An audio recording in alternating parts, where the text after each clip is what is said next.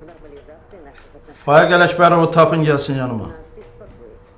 Индия Hə, elə indi. считала, что отношения между двумя странами должны основываться на развитии торговли, обмене артистами, журналистами, спортсменами, делегациями представителей делового мира. Последние известия читали редакторы Татьяна Соболева и Аркадий Завенков. Onlar açmıyor.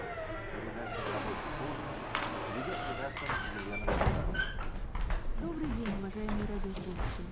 Нашу сегодняшнюю передачу мы хотим начать с письма ветерана Великой Отечественной войны и труда Faik, Владимира Павловича Крайкурина, проживающего mən в sənin Москве. uzun danışmayacağım.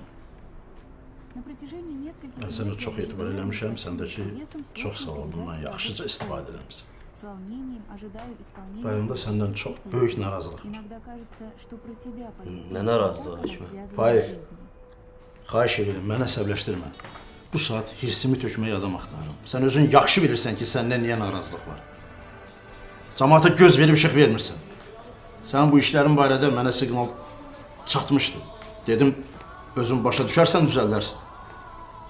Bu nə hoqqabazlıqda çıxarım sənə? Ne ediyorsunuz? Başa düşmedim. İlqarı niyə tutturmuşsan? Oğruq boyun tutmuştum başında. Bəsdir.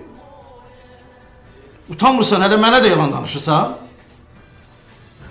Mən o əclaf ümməti səndən yaxşı tanıyıram. Kimin istəsən üzünə durub dama bastırar. Atasını satan əclafın biridir.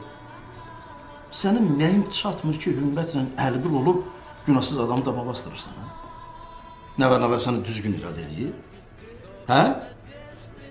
Heç yas düşmüş evin yanında da keyf məclisi qurub musiqiyə səs verərlər? Hə? Yadında saxla. Yaşadığın yerin, el-obanın adamlarına hörmət eləmək hər bir kişinin borcudur. Bunu yadından çıxarma. Orqan işçisi belə eləyəndə başqasına nə deyəsən? Hayf.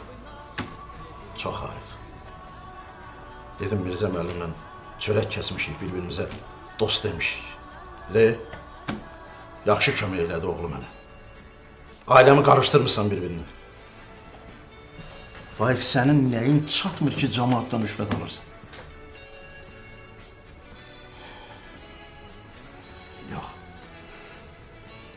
Mirzə müəllim məndən incisə də çalışacağım ki, sən bu rayondan gedəsən. Mən səndən işləyə bilmərəm.